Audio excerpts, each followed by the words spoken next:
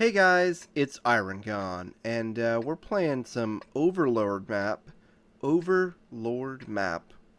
That's the new map, and I don't know why I said that twice.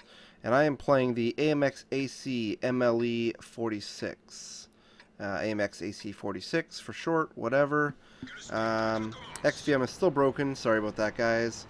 And I am playing with Hugo Steele, and he's playing in his Tiger 1.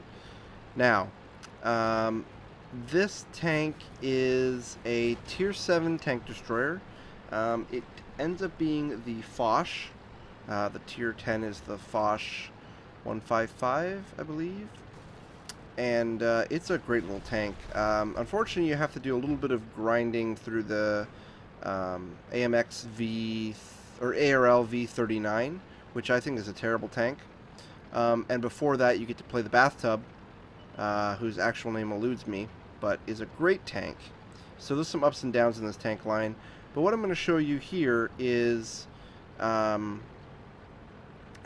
nice this tank is when it's being played. Not even at top tier. I'm actually going to, basically with Hugo here, carry the game. We're going in a very unconventional location.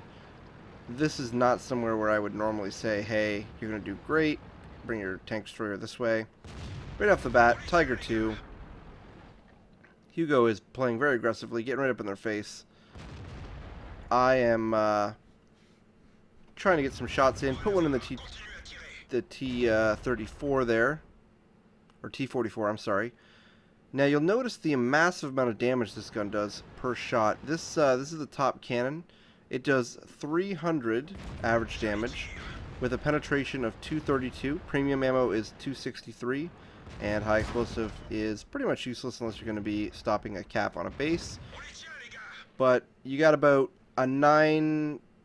You got about, with good crew, it's a 12-second reload with just flat gun statistics.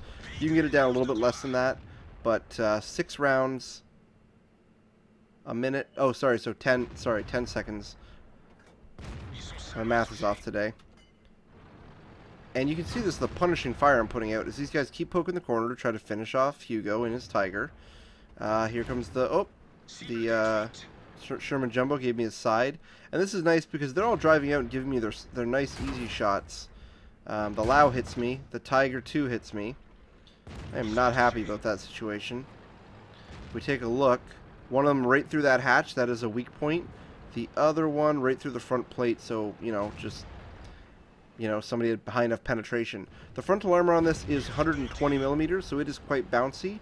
That flat part at the top, though, is very easily penetrated. It is one of the big weak spots on the tank, unfortunately.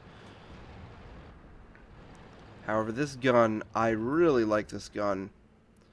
It's more damage, and a little bit more penetration, well, equal to or greater, I have to double check, than the AT-15 at Tier 8, which is the other tank destroyer I play.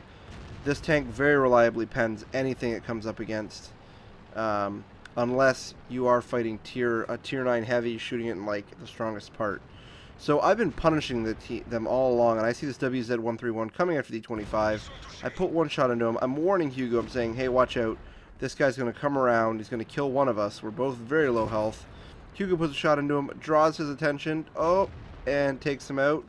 And I just can't quite get the shot there. I snapshot a little bit too late. But that is okay. We have put out a punishing amount of fire in a very short period of time. Their team is all but collapsed. They have one tank left on the field, and that is their... Well, what is that right now? IS? T-29. Here I was thinking it was an IS. And as you can see, aside from Hugo, who died at the very end, we lost one other tank. It's a nice 2-14 game. And you're going to see exactly why it was a 2-14 game.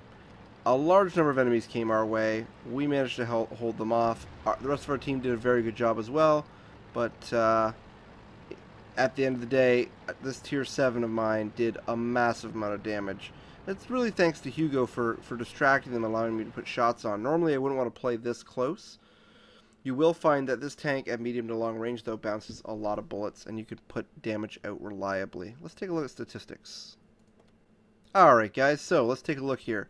That was a ace tanker, that was high caliber, master gunner, and fire for effect. Let's see here. Teams. Damage. By damage, we were right on the top there. Hugo, in his Tiger, 1,226. We did 3,098. That's a 1,200 base experience game, because we were shooting almost all tiers were higher than us. We were firing against tier. We fought the Tiger 2. We fought the Lao. We fought the T-44. We weren't picking on all the weak tanks. So we got 3,000 damage done, 624 assisted, some from tracking, some from spotting. 13 shells were fired, 12 of them hit, and only one bounced. And that was off of the Tiger 2 at a very strange angle. So our total experience for that game was 1,800. Very nice play. And Hugo didn't do too badly himself. Let's see if I can bring up more results on here. Nope, doesn't look like I can. Oh, on the side here. Yeah, so we see that he did 1,200 damage, 800 assisted damage from tracking, 300 from spotting, potential damage of 2,025.